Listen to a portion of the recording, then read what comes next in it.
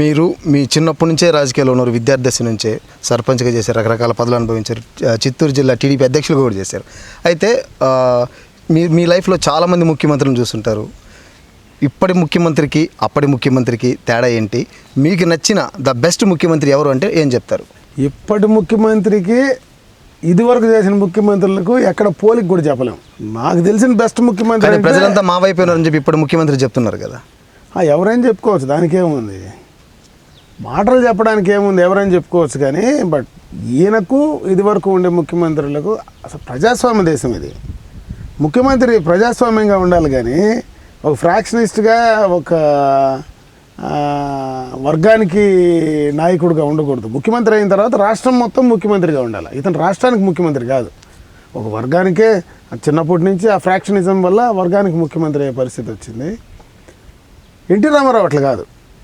NT Ramarao అనే వ్యక్తి ఒక రాజకీయాల సంబంధం లేకపోయినా రాజకీయాల్లో ఒక ఒరబడి, అంటే రాజకీయాల్లో ఆయన ఒక ఇమేజ్ క్రియేట్ చేయగలిగాడు. పేద బడుగు బలహీన వర్గాలు కావచ్చు, ఆయన ఏదన్నా చెప్తే దానిపైన మాట పైన కట్టుబడి ఉండేవాడు. ఆయన ఏం చెప్పినా అది వేదం. ఈయన కూడా చెప్తున్నారు కదా, మాట తప్ప మడం తిప్పమని.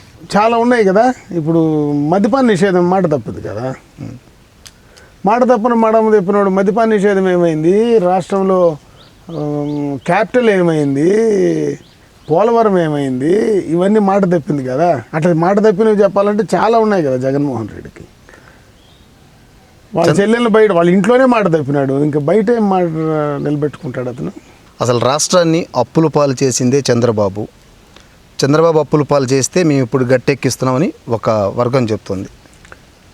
అది ఆరోపణ. అది ఆరోపణ అంటే ఎదుటోడి పైన దుమ్మెత్తిపోయడం, తప్పుడు ప్రచారం చేయడం.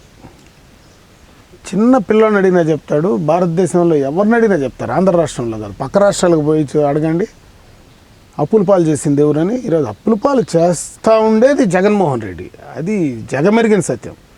కాబట్టి అతను మాటలు అర్థం చేసుకోవాల్సిన పని లేదు. ఈరోజు ప్రతి ఒక్కరికి, యువకులందరికీ కూడా అతను ఈ రాష్ట్రాన్ని అప్పుల పాలు చేశాడు అనేది క్లియర్ కట్గా అర్థమైపోయింది.